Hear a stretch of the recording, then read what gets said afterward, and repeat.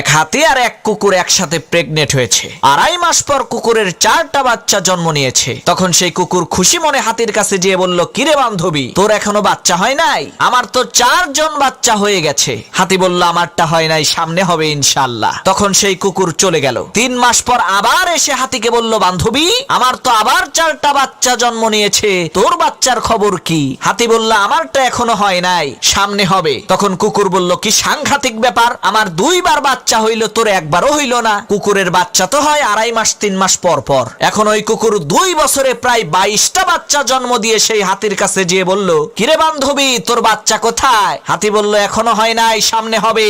তখন সেই কুকুর রাগান্বিত কণ্ঠে বলে উঠল, আরে রাগ তোর, সামনে হবে, সামনে হবে। আমার আজ তো 2টা ফুটবল খেলার টিম হয়ে গেছে, আর তোর এখনো একটাই হয় না। আমাকে সত্যি করে বলতো, তুই কি আসলেও প্রেগনেন্ট? তখন সেই হাতি কুকুরকে বলল, বান্ধবী শোনো, আমার পেট থেকে যেটা বের হবে সেটা কুত্তা না, সেটা হাতি।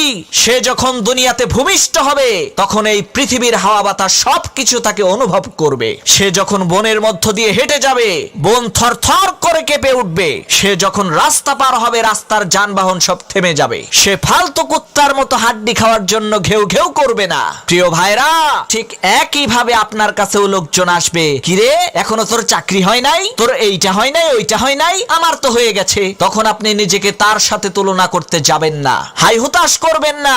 বলে দেবেন, আমারটা কুত্তার বাচ্চা না যে 2 মাসেই হয়ে যাবে, আমারটা হাতির বাচ্চা, হইতে একটু সময় লাগবে, ওয়েট কর, সামনে দেখতে পাবি।